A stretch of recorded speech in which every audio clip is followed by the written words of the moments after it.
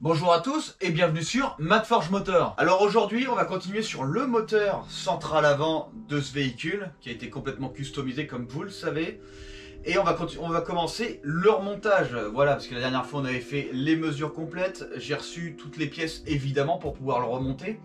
Donc on va voir ça aujourd'hui et on va aussi peindre le bloc moteur pour qu'il soit un peu plus, on va dire, clinquant. Alors très bonne nouvelle, j'ai été remboursé de la cintreuse comme je vous l'avais dit la dernière fois et en plus de ça, j'ai pu commander la cintreuse. Elle arrivera un peu tard, elle arrivera vers le 13 ou le 15 mars. Parce qu'en fait je l'ai précommandé, j'ai hâte qu'on la reçoive. Je pense que je ferai un épisode directement construction châssis quand on aura la cintreuse. Ça mettra un petit peu de temps avant de évidemment la poster parce qu'il faut que je travaille, il faut que je commence le châssis de la Most Wanted pour qu'on puisse voir ensemble un peu ce que ça donne et surtout comment servir réellement de la cintreuse, même si on avait déjà vu avec l'ancienne cintreuse un peu comment on faisait. Ça me prendrait à peu près dans les 2-3, peut-être un mois pour commencer réellement le châssis de la Most Wanted. Et il faut que je respecte le mieux possible les dimensions de la réelle Most Wanted, ce qui serait vraiment pas mal. Mais aujourd'hui, on va s'occuper du V6.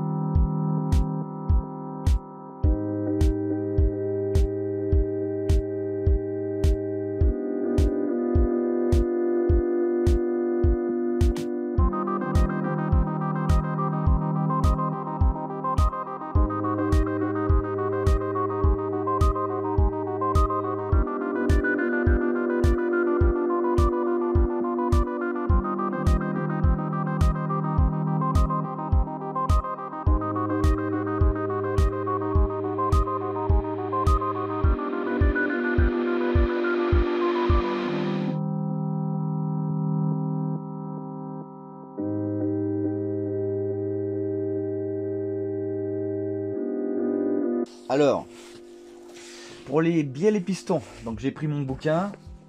La différence de poids admissible entre les bielles sans les pistons, alors nous on a eu un souci parce qu'on ne peut pas enlever les pistons, je vous le dirai après pourquoi, doit être maximum de 8 grammes. On avait des assemblages bielles plus pistons où j'avais des 10 voire 12 grammes de différence, donc là j'ai un peu rééquilibré. L'extraction de l'axe de piston n'est pas autorisée. Si le piston, l'axe ou bielle est défectueux, il faut changer toutes les pièces. Le problème c'est que j'ai pas pris le risque. Regardez, hop. J'ai pas pris le risque d'enlever le maintien ici. Parce qu'au final, c'est serti dans la bielle.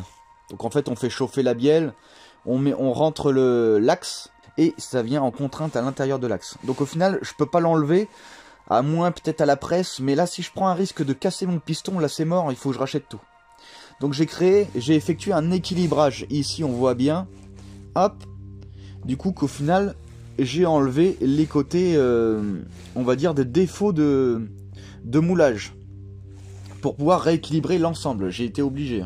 Donc là au final, on a une autorisation max de 8 grammes. Là ici on a 994 grammes pour l'ensemble. 994, 993, 994, 993 et la dernière 993. Donc là on est au gramme près, hein. C'est entre 94 et 93. Alors vous allez voir un petit peu, je vais vous montrer. Regardez par exemple. Ici là j'ai rien enlevé. On voit bien que là j'ai rien enlevé du tout, hein. J'ai enlevé un peu sur les bords et encore pas énormément. Là ici, très peu, j'ai enlevé très peu. Là j'ai enlevé très peu. Voilà, ça c'est une bielle qui déjà était légère. C'était la plus légère celle-là. Voilà, c'est pour ça qu'on arrive à 993 sans gros usinage. Dans les bielles les plus lourdes, il a fallu retravailler. Voilà, ici aussi. Un peu plus là, un peu plus ici. Pour pouvoir rééquilibrer tout ça. Voilà. On est au gramme près, c'est parfait. On a le droit à 8 grammes de tolérance. Au gramme près, on est vraiment bien. Donc voilà, donc l'ensemble est fait. Normalement, Ça, il faudra que je le montre sur un autre moteur parce que je l'ai déjà montré sur un moteur sur le C20NE. Il faut sortir les bielles. Le problème, c'est que là, si je commence à balancer la presse ici, que je flingue un seul piston, là, je vous raconte pas l'enfer. Donc là, j'ai pas pris de risque, j'ai quand même équilibré l'ensemble, même si normalement c'est que la bielle qu'il faut équilibrer. Et encore, il y a des façons de faire particulières. Mais là, au moins déjà, voilà, ce sera un moteur très très stable. Évidemment, ça a un rapport avec la stabilité. Donc maintenant, qu'est-ce qu'il nous reste à faire? Eh ben, il faut tout nettoyer. Voilà, il faut que j'emmène les culasses à l'ultrason. Il faut aussi que je reçoive tous les consommables, tous les joints, tous les trucs, pour pouvoir réassembler le moteur. J'ai commandé de la peinture pour le bloc moteur, voilà, et je pense qu'il sera vraiment pas mal. Après, une fois qu'il sera monté, on s'occupera de tout ce qui est accessoire. Ça, il va falloir, on va dire, se casser un peu le fion pour faire quelque chose de vraiment bien visuellement.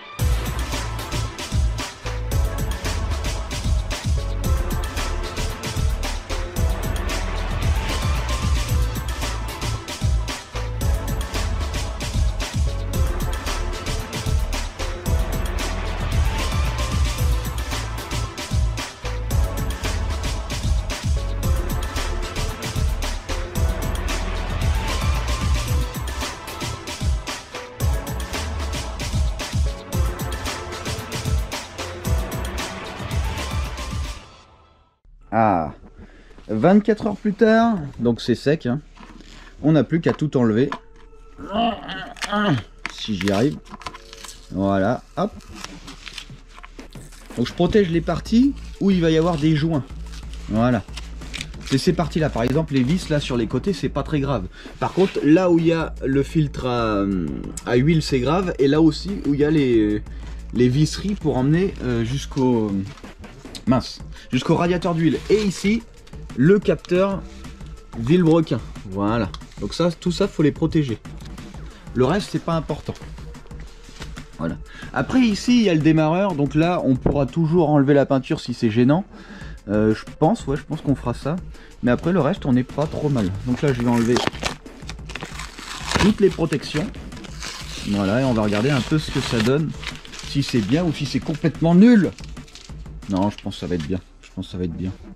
Couleur rouge typée un peu américain. Vu qu'on a un peu une muscle car. On va dire ça comme ça, même si c'est pas vraiment une muscle car. Hop. Voilà, protection des cylindres, ça par contre c'est super important.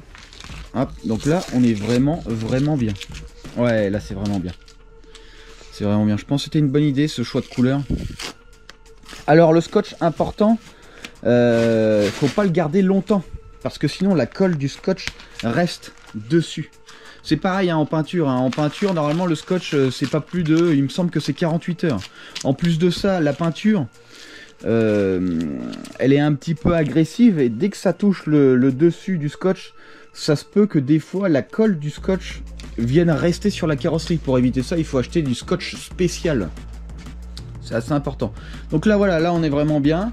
Je pense qu'on va avoir un beau moteur. Il suffit juste de rajouter chacune des pièces. Donc là la prochaine étape, ça va être de regarder le gap des segments. Voilà, je vais vous montrer, vous allez voir, c'est très facile. C'est très simple, le gap des segments. Une fois que j'ai fait le gap des segments, on va déglacer. Une fois qu'on a déglacé, on va retourner le moteur à l'envers. On va s'occuper du vilebrequin, on mettra les coussinets de vilebrequin.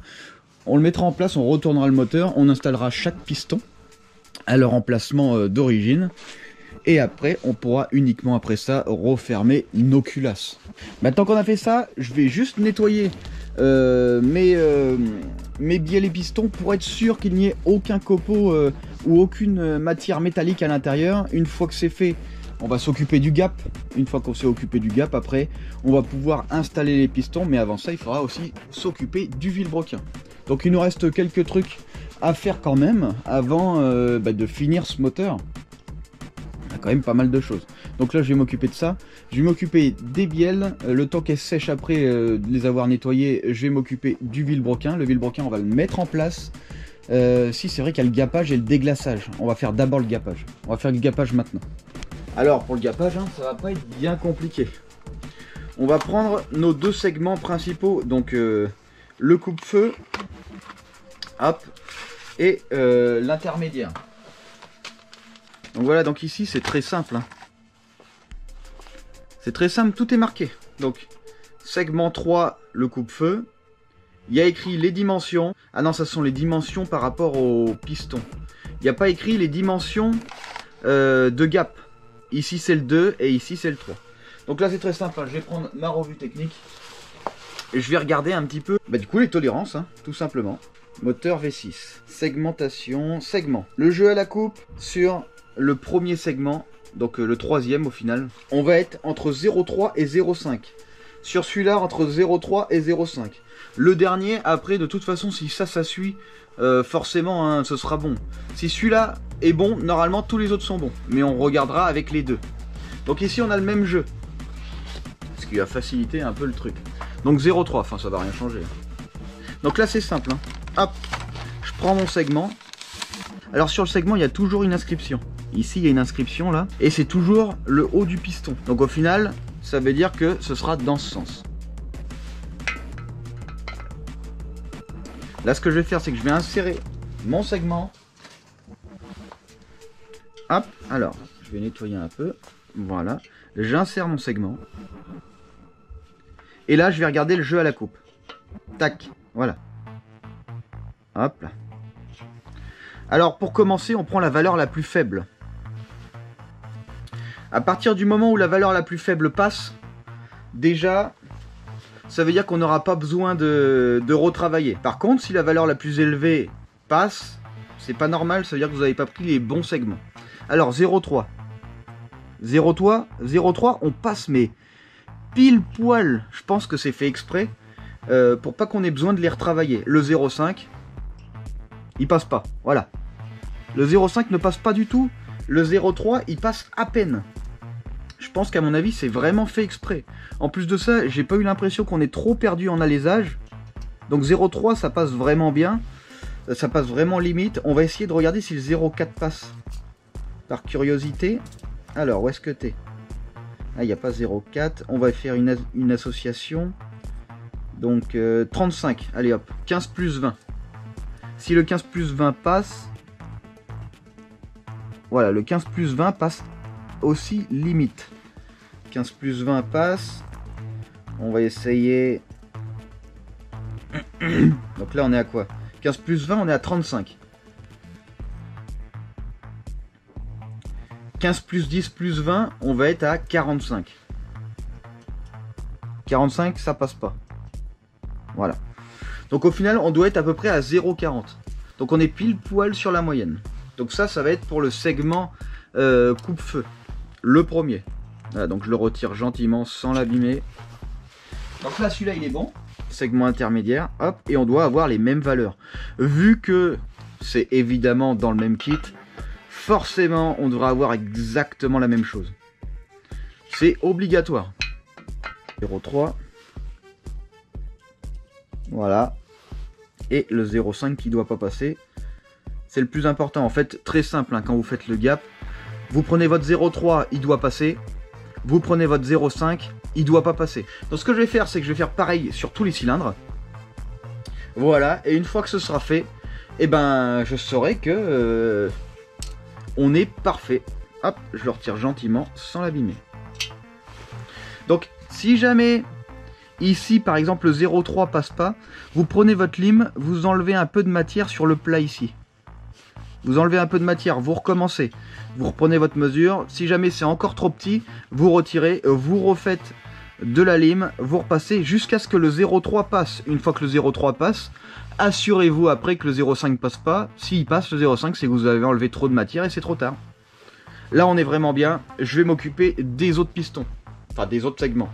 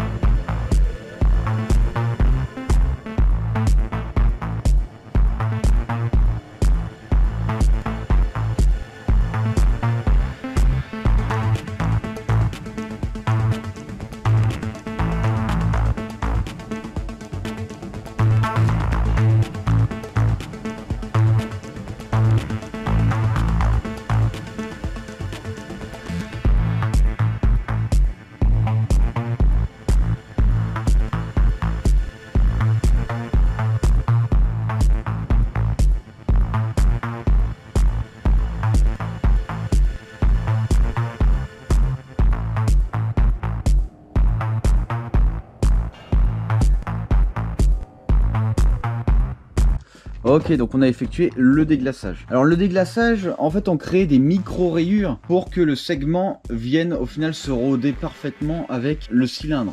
Par contre, important, faites-le, on va dire, le plus tard possible pour éviter la micro-corrosion. Ou sinon, vous prenez un chiffon, vous le trempez de l'huile et vous mettez de l'huile partout à l'intérieur. En enlevant les micro-poussières de métal, parce que oui, il va y en avoir des micro-poussières de métal. Vu que vous avez rayé légèrement, il peut y en avoir. Hop, donc il faut bien l'essuyer et le fait de mettre un petit peu d'huile à l'intérieur évite la micro-corrosion de surface. Parce que là, hein, je suis sûr que je laisse une journée, allez, 2 jours avec un gros taux d'humidité dehors, hein, ça commence à rouiller à l'intérieur. Et là c'est très mauvais, parce qu'on va perdre de la matière et en plus de ça, bah, on sait tous que la rouille c'est un peu de la merde. Pour le déglaçage, il y a un angle qui est très compliqué à avoir, mais après c'est un angle, on va dire que c'est un angle optimal, hein. Je pense pas qu'il y ait trop d'importance, même s'il faut essayer de le respecter le plus possible. Alors si je me trompe pas, par rapport au plan, en fait les rayures doivent être à 40 degrés, comme ça et comme ça, clac clac clac clac. On voit bien qu'en fait j'ai de l'angle ici, les rayures, je sais pas si on voit bien, mais on a de l'angle ici, voilà. Donc cet angle là, il doit être à peu près à 40 degrés. Donc là il faut tourner extrêmement lentement. Et il faut faire de très rapides montées et descendre. Par contre, il faut tourner très lentement. Tout a été fait, hein. Alors, avant de lubrifier l'intérieur, ce que je vais faire, c'est déjà retourner le moteur et nettoyer l'autre côté. S'il y a des poussières, elles ne viendront pas s'accrocher avec l'huile ici. Comme ça, au moins, je prends aucun risque. Donc là, ce que je vais faire, c'est simple, hein. Je vais mettre le moteur à l'envers, je vais nettoyer le dessous et après, ce sera autour des coussinets d'être mis en place. Donc on va tout nettoyer, on prend aucun risque, aucune saloperie dedans. Là on voit bien les cylindres dedans, hop. Là je nettoie. Faut qu'il n'y ait pas de saleté du tout, hein. C'est le carter d'huile, donc là c'est là où ça craint le plus. Je nettoie tout ça, je mets mes coussinets, je mets mon vilebrequin. Évidemment le vilebrequin, vous le nettoyez à la dernière minute et vous le lubrifiez. Vous le mettez plein d'huile pour éviter aussi qu'il rouille. Bon là on va tout remonter hein, le jour J, mais on fera pas la montée d'huile tout de suite. Ça c'est sûr. Ok, donc là on a notre pompe à huile. Donc on va ouvrir hein, pour regarder un peu comment c'est fait dedans. Alors, important avant d'enlever votre joint spi, être sûr d'avoir le bon. Niveau diamètre, là on n'est pas trop mal. On sait que la bague va dedans, donc ici, hop, la bague va dedans aussi. Donc c'est bon, on a le bon. Pour enlever le joint spi ici, je vais mettre mon tournevis par derrière. Hop, parce qu'on a une partie en acier. Et je vais venir avec un marteau taper derrière. Comme ça, clac clac. Pour l'enlever. Alors maintenant on va ouvrir. Vu qu'on a tout nettoyé, on peut très bien avoir mis des saletés par l'intérieur des trous ici. Donc on va ouvrir. Et on va regarder un peu à quoi ça ressemble. Et si on a de la saloperie dedans ou pas. Et voilà. Ok. Hop. Alors comment c'est fait? C'est assez simple. Vous avez votre engrenage ici qui va dedans. Et en fait, quand ça tourne ici, ça vient écraser. Voilà. Ça vient écraser. Le fait d'écraser, en fait, on perd le volume. Alors qu'ici, au final, ça vient s'ouvrir. Donc on vient aspirer là où ça s'ouvre. Et en écrasant, ça vient pousser l'huile. C'est aussi simple que ça. Donc au final, c'est la roue extérieure qui tourne. Celle-là, en fait, hop, la petite roue, elle va tourner, mais elle va rester sur place. Alors que la grande roue derrière, elle va tourner de cette façon. En fait, on est excentré. Bon, évidemment, tout dépend dans quel sens tourne votre pompe, etc., etc. Donc là, ici, on n'est pas trop mal. Voilà. Notre pompe, elle est plutôt bien. Il n'y a pas de saleté dedans. On va nettoyer un peu. Maintenant, on va regarder un peu l'usure de la plaque. Donc au final, il n'y a pas vraiment d'usure, hein. Il y a juste des micro-rayures. Puisqu'on voit toujours le orange, le marron. Voilà. Quand on voit plus le marron, on est vraiment gris. Donc là, il n'y a que ici où il y a un peu de gris. Ça doit être là où il doit y avoir l'effort. Ici. Mais à part ça, on n'a pas de problème. Ah non, c'est qu'on est là. Voilà. Donc c'est ici. C'est ici, on doit avoir... L'aspiration se fait ici. Et la pression se fait ici. Voilà. Hop. Et après, il suffit juste de le remettre. Bah, comme on l'a trouvé. Et voilà. Clac. C'est aussi simple que ça. Je vais quand même regarder s'il y a une importance avec ce petit carré. Je me demande si le petit carré doit pas être vers nous. Je pense que c'est ça. Parce que de toute façon, on peut excentrer. Voilà. En fait, on peut excentrer les carrés. Regardez. Sans avoir à le démonter. Hein. Le carré était là, le carré était là. Et quand je le bouge comme ça, hein, ça change absolument rien. De toute façon, je suis sûr que... Hop, on n'a pas le double dedans ici. Donc forcément... il sera toujours décalé. Ça, c'est sûr et certain.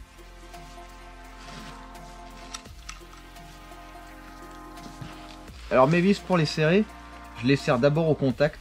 Voilà. Tac. Ok. Ok. Ok. Et après, je viens mettre un peu plus de force à la fin. Voilà. Hop, hop, hop. Et voilà, dernier contrôle, ok, ok, ok, ok, et ok. Alors, quand vous regardez ces vis-là, hein, des fois, dans le pas de vis, il y a une couleur bleue ou une couleur rouge, ça veut dire qu'il faut mettre du frein filé. Dans notre cas, c'était pas le cas. Nous, il n'y avait pas de couleur sur les pas de vis. Donc là, on est bon, c'était pas sale dedans, c'est très bien. Alors, ce qu'il va falloir faire, c'est entraîner le moteur à la main pour faire monter l'huile. Pour éviter que, même si au démarreur on veut faire monter l'huile, ça tournera un peu vite. Là ici, on a quand même tout enlevé. Si vous voulez lubrifier, dans le trou ici, vous mettez de l'huile et vous tournez à la main comme ça. Voilà. Comme ça ici, on sait que ça va lubrifier. D'ailleurs, c'est ce que je vais faire tout à l'heure. Donc ici maintenant, ce que je vais faire, c'est que je vais remettre mon joint spi, le nouveau. Alors pour mettre le joint spi, il faut taper dessus. Donc là, je le mets plus ou moins à peu près en place. Maintenant, ce que je vais faire, c'est que je vais aller chercher une surface un peu plus large pour venir taper vraiment dessus.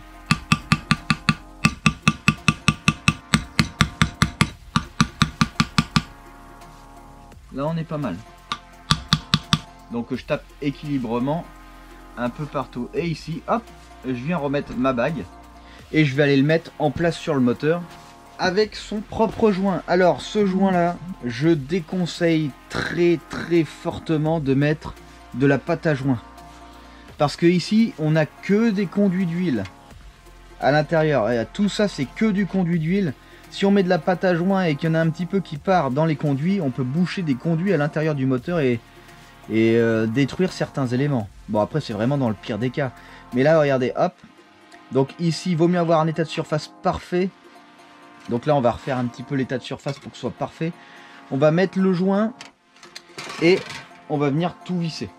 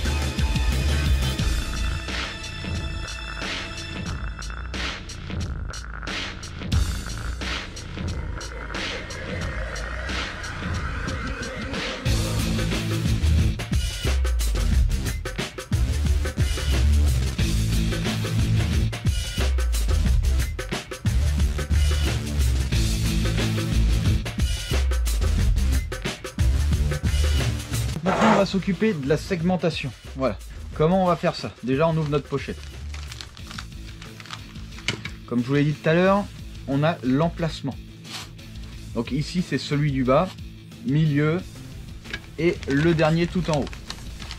C'est pas compliqué. Je sors ce qu'on a ici. Alors faut regarder, il y a écrit top quelque part. Non. Donc ceux-là, ils peuvent très bien être mis comme ça ou comme ça. Alors ce qu'on va faire, on va commencer par mettre celui-là. Et après, on viendra mettre les deux autres. Les deux autres vont venir maintenir, voilà, celui du milieu en place. Tac. Donc là, je le mets de cette façon. Voilà. Hop. Lui, il est en place. Maintenant, je viens mettre celui-ci au-dessus. Tac. Voilà, hop.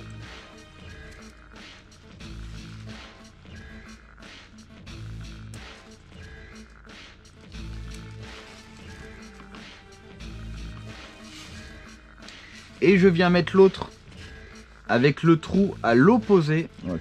En fait, si vous voulez, il suffit juste de suivre le schéma.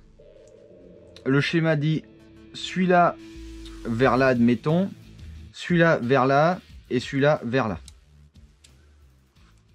Au final, si vous voulez, quand on a des explosions, quand on a tout à l'intérieur, ben ça vient tourner de toute façon légèrement. Donc les positions que vous avez prises là, elles seront pas forcément retrouvées tout le temps dans le moteur. Donc voilà. Voilà, là on a mis la partie lubrification, segment de lubrification. Maintenant, on va mettre le deuxième. Alors sur le deuxième, il y a écrit top à un endroit et il n'y a rien écrit de l'autre. Top, c'est le haut. Donc on sait que c'est le haut du piston. Alors, on n'est pas obligé d'utiliser ça. Moi, je préfère utiliser ça, perso, pour éviter d'abîmer quoi que ce soit. Mais honnêtement, c'est pas obligatoire, hein. D'ailleurs, la plupart des gens le font sans instrumentation comme ça, sans outillage comme ceci. Hop. Donc là, il faut à peine ouvrir plus, juste histoire que ça passe.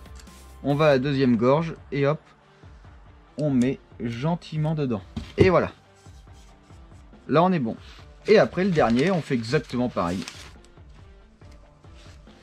Donc là, voilà. Là, on a un piston en segmentation entier qui est mis. On n'a plus qu'à s'occuper des autres. Alors, maintenant qu'on a mis les segments sur nos pistons, ce que je vais faire, c'est que hop, je vais prendre les deux traits, je vais en mettre un à l'opposé. Là, ici, où on a le jeu. Hop, je vais les mettre à l'opposé. Voilà. On s'en fout, de toute façon, après, ça tournera. Ça, c'est la première chose à faire. Ensuite, il va falloir que j'enlève mon pied. Là, je vais lubrifier mes segments. Maintenant que j'ai fait ça, je vais aller mettre mon piston dedans. Je revérifie si mes segments sont bien. Et là, maintenant, j'ai plus qu'à venir serrer. Et maintenant que c'est fait, je vais aller installer le piston dans son emplacement. Donc j'ai pris piston numéro 1, donc c'est l'emplacement numéro 1. Je ne sais pas si on va bien voir, mais sur le piston, on a une flèche ici. La flèche, c'est côté distribution, donc c'est comme ça que ça va. Voilà. Donc là, je vais mettre... Je regarde à l'intérieur déjà mon vilebrequin. Hop, et en fait, je viens le faire tourner. Voilà, donc ici, on vient le faire tourner pour que ce soit bien. Là, j'avais déjà fait en sorte que ce soit bien. Donc le mameton vers tout en bas. Mon piston, voilà.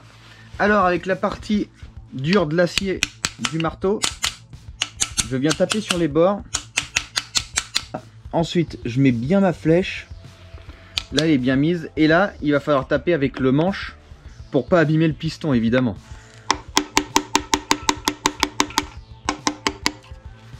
Et voilà. Là, on a mis en place notre piston. Et je vais venir mettre le pied au niveau de mon vilebrequin. Du coup, là, j'ai accompagné mon pied de bielle juste derrière le vilebrequin. Maintenant, ce qu'il faut faire, c'est tourner complètement le moteur. Hop, parce que ce sera plus simple. Je me retrouve là où il y a ma bielle. Ici, donc je l'ai bien mis dedans. Je vais venir prendre la partie supérieure. Alors ici on voit il y a une toute petite encoche. Et ici aussi. Les encoches en fait si vous voulez, hop, sont du même côté.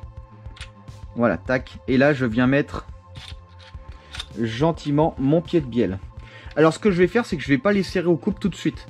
Je vais d'abord faire tous les pistons un par un. Et que à la fin je viendrai serrer aux couples. Et je vais aller chercher le piston suivant.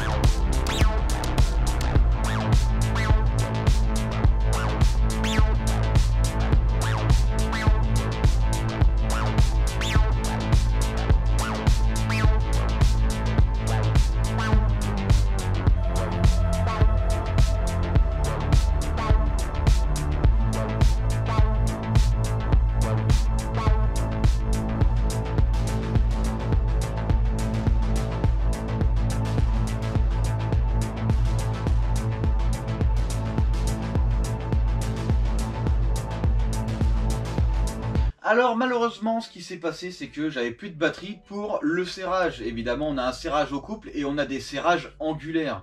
Voilà, serrage angulaire, hein, c'est quand on a un certain angle. Par exemple, là j'ai ma vis, un serrage à 90 degrés, c'est que je prends la vis, je viens serrer jusqu'à 90 degrés. Alors ça, je pense que la plupart vous le savez déjà. Donc j'ai pas pu le faire, évidemment, parce que ma super caméra n'avait plus de batterie. Voilà. Alors, serrage sur une culasse, comme vous le savez, la plupart, on va faire un serrage en escargot et en même temps en étoile. Étoile, ça veut dire qu'en fait, on prend une vis, on va à l'opposé serré, ensuite on va à l'opposé, on va à l'opposé, on va à l'opposé, on va à l'opposé. Et escargot, c'est qu'on part du centre et on vient serrer comme ceci, comme un escargot en fait. Donc 1, 2, 3, 4, 5, 6, 7, 8, 9, 10. Ça, c'est le serrage en escargot. Sauf que là, en fait, quand on serre une culasse, ça va être un peu un mix des deux. Donc en fait, on va partir en escargot. Sauf qu'en plus de ça, il faut qu'on parte en étoile. Ça veut dire qu'en fait, on va faire 1, 2, 3, 4, 5, 6, 7 ou 7, 8, 9 et 10. Voilà, je sais pas si je me suis bien fait comprendre. Mais de toute façon, quand vous recevez vos vis de culasse, les 3/4 du temps, vous avez le schéma. Et si vous avez votre revue technique, vous avez aussi forcément le schéma. C'est tout pour aujourd'hui. Voilà, la prochaine fois, on verra un peu ce qu'on fait. Je pense que ça va être encore un épisode sur la Manta. Évidemment, il faut que ce véhicule avance. La Most Wanted va bientôt reprendre du service, entre parenthèses. Donc, il faut avancer, mine de rien. Hein, même si là, je me repose un peu parce que je suis extrêmement fatigué. Voilà. Donc, je me repose un peu, mais heureusement, j'ai quelques épisodes d'avance, évidemment. Hein, voilà. On n'en est pas encore ici, au point où j'en suis là maintenant, dans les épisodes. Mais au fur et à mesure, ça va arriver et vous allez voir qu'il y a vraiment énormément de travail sur ce véhicule. En tout cas, si tout ça vous intéresse, ouverture moteur remise à neuf, préparation moteur, ce qu'on n'a pas encore vraiment vu ensemble, enfin à part dans une ancienne playlist où mes vidéos étaient, on va dire, un petit peu plus médiocres, entre parenthèses. Gestion cartographique, il faut qu'on revoie ça, même si on avait déjà vu avant. Il va falloir qu'on le revoie sur cette voiture en plus. On va voir aussi du collecteur d'échappement sur mesure sur celle-là, collecteur d'admission sur mesure aussi, le châssis qu'on verra avec la Most Wanted, l'aspect esthétique de la Most Wanted avec une moulure complète de la carrosserie entière, donc on garde aucune trace de la BMW d'origine, hein. On enlève tout. Tout va partir en fibre et châssis complet sur mesure, moteur central arrière V8 Twin Turbo, 4 roues motrices, boîte 6, je pense que ça va être une belle machine. Donc tout ça, si vous voulez savoir l'évolution réelle de tous ces projets, rendez-vous sur Mad Forge Motor.